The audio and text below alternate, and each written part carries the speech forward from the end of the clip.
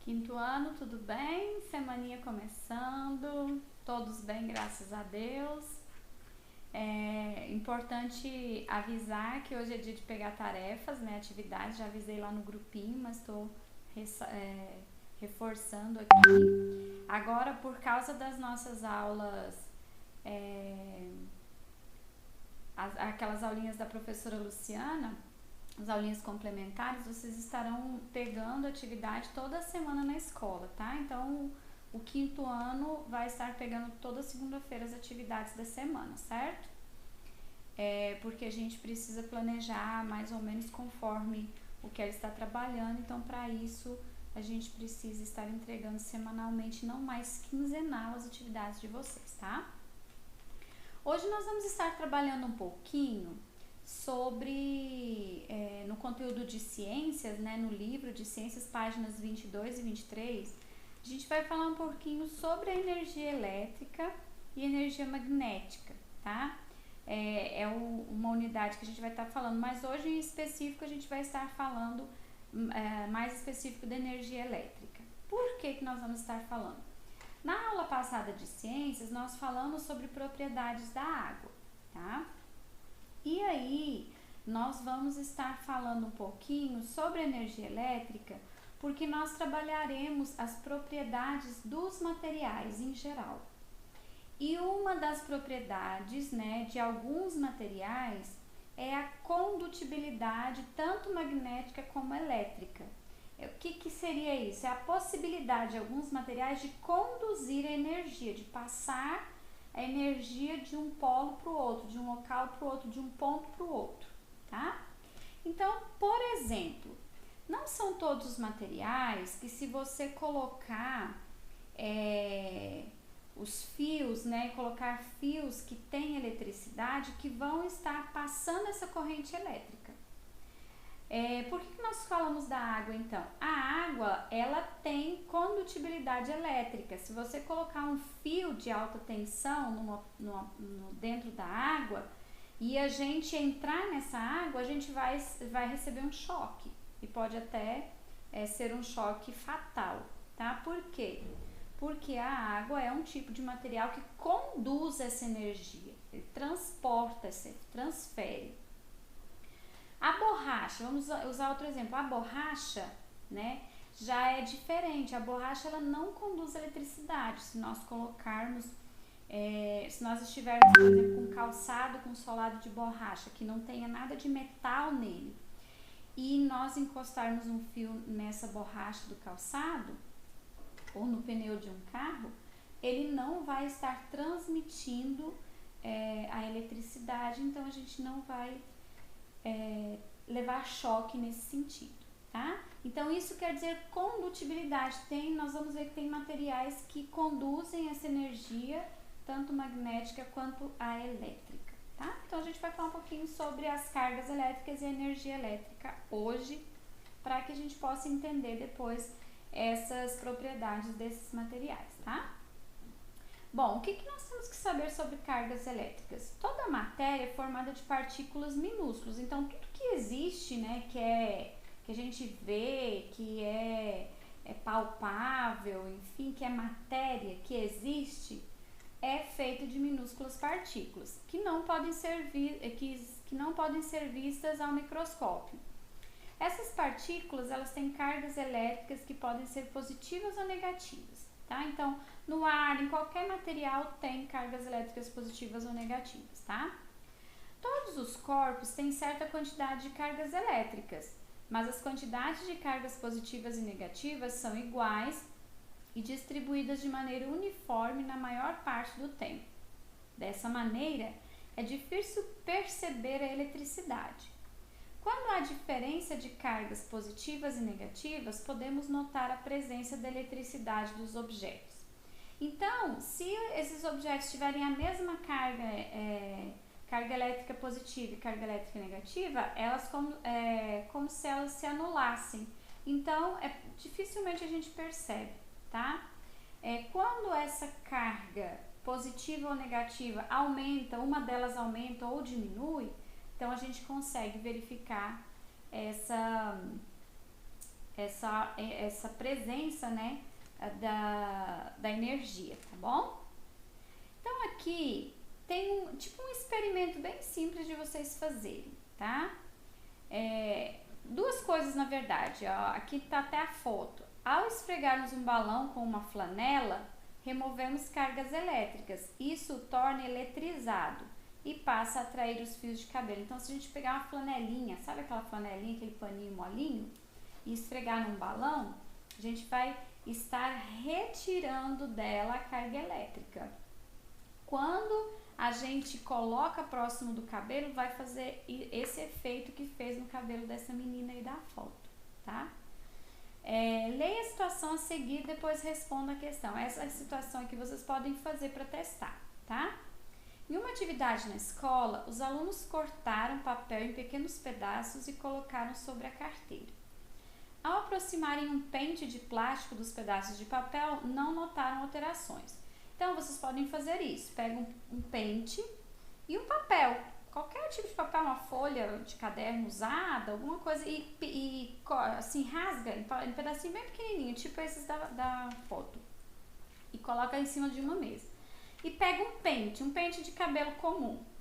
Aí você vai colocar por cima, passar por cima, assim, sem encostar, você vai ver que nada vai acontecer. Os papéis vão ficar no lugar e o pente também vai ficar limpinho.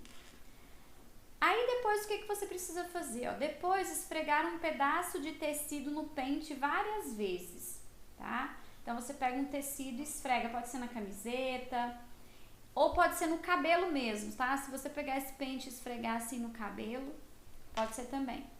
Então, ao aproximar o pente novamente, eles notaram que os pedaços de papel foram atraídos pelo pente. Então faça esse teste, pega o pentinho, esfrega no tecido ou no cabelo.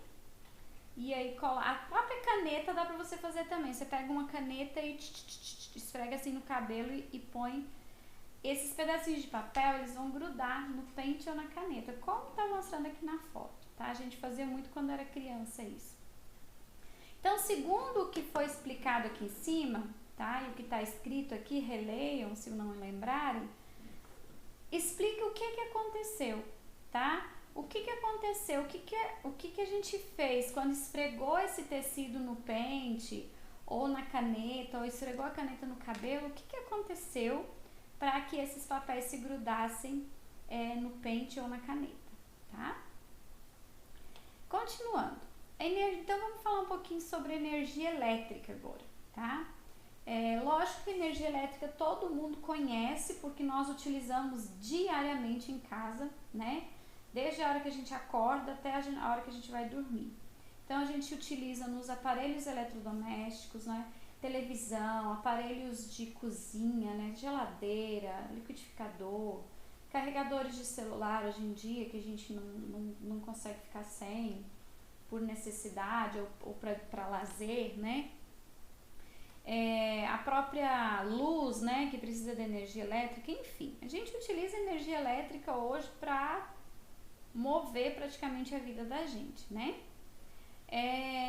Qual a diferença na quantidade de cargas elétricas positivas e negativas em um objeto? Pode-se obter energia elétrica. Então, essa energia que vocês criaram quando vocês esfregaram o pente em algum local e colocou em cima dos papeizinhos, esses papeizinhos foram atraídos, isso é energia elétrica. Professora, mas então qualquer coisa que a gente esfregar pode acender uma lâmpada? Não é assim, porque a energia que esfregar esses objetos causa, né, transforma, ela é muito pequena para acender uma lâmpada, lógico. Então a gente precisa de uma potência muito maior de energia para poder acender uma lâmpada ou ligar um aparelho eletrodoméstico, tá? Mas isso também é uma carga de eletricidade, a gente obtém a energia elétrica, isso se chama, né, na verdade, energia elétrica, tá? A energia elétrica é a principal fonte de energia utilizada no mundo, então hoje no mundo inteiro se usa energia elétrica, tá? Equipamentos como computador, televisão, chuveiro, geladeira, aquecedor elétrico funcionam com energia. E hoje, principalmente os carregadores, né? Para a gente carregar as baterias dos celulares, a gente precisa de energia elétrica também. De forma geral, esse tipo de energia que utilizamos em casa é gerado em usinas, tá? Usinas hidrelétricas, tá?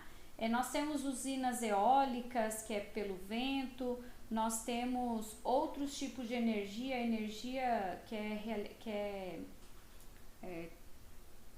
a gente consegue, né, através de biocombustíveis, né, também, mas hoje a principal energia que nos sustenta, na verdade, é a energia produzida pelas usinas hidrelétricas, tá? As pilhas e baterias são geradores de energia importantes, pois permitem utilizar equipamentos em locais onde não existe rede de distribuição de energia elétrica. Então, as baterias e as pilhas, elas são muito interessantes porque em locais que a gente não consegue ou não tem o acesso à energia elétrica, a gente consegue utilizar alguns aparelhos com o uso de baterias e pilhas. Porém, a gente sabe que a sobrevida delas não é muito grande, né? Então, aqui, ó, na foto aqui, como que se produz, né? Como que se transforma a água em energia elétrica? Então, olha aqui, nas usinas hidrelétricas, a água movimenta turbinas que geram energia elétrica. Então, essa aqui é uma vista da usina hidrelétrica de Xingó e da barragem, que represa a água do Rio São Francisco no município de Piranhas, em Alagoas. Vejam só, estão vendo essa imensidão, essa quantidade de água? Isso aqui era um rio, tá? Era o Rio São Francisco. O que acontece? Como que acontece a produção de energia? A produção dessa força? Na verdade, a energia é um tipo de força, né? O que foi preciso fazer para movimentar tudo isso e transformar isso em energia? Se represou esse rio, se construiu uma barreira, essa barreira aqui, ó, tá vendo? Como se fosse um morro, para que essa água ficasse represada, para que esse morro segura essa água, tá? Então, o que era um rio, às vezes estreito, ele vai alagando para os lados e vai se transformando na barragem. Vai se transformando na represa, desculpa. Essa parte aqui que vocês estão vendo se chama barragem. É uma estrutura que é montada com turbinas. Turbinas são objetos que se movem, tá? Que giram. Essas turbinas, elas são movimentadas por essa água quando ela passa, tá? Então, essas turbinas se movimentam e esse movimento dessas turbinas, essa força que as turbinas produzem é transformada em energia e é enviada pelos cabos até as nossas residências, tá? É mais ou menos assim que funciona. Aí vocês vão estar fazendo a leitura desse textinho, ó. No Brasil, a maior parte da energia elétrica utilizada é produzida nas usinas hidrelétricas, como eu já comentei.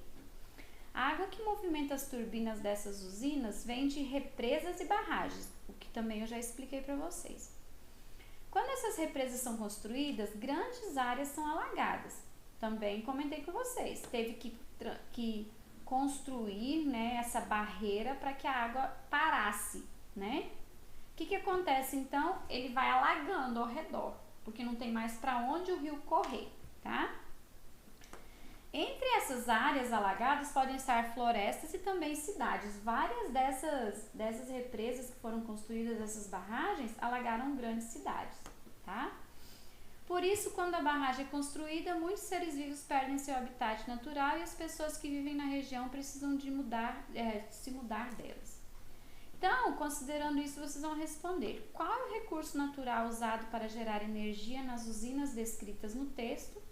E qual é o problema causado pela instalação das usinas hidrelétricas? Ok? Então, sobre a energia elétrica, as correntes elétricas, era isso. Na nossa próxima aula, a gente vai estar, então, partindo para a gente falar especificamente das propriedades dos materiais. Certinho? Um abraço a vocês e até a nossa aula de amanhã. Fiquem com Deus.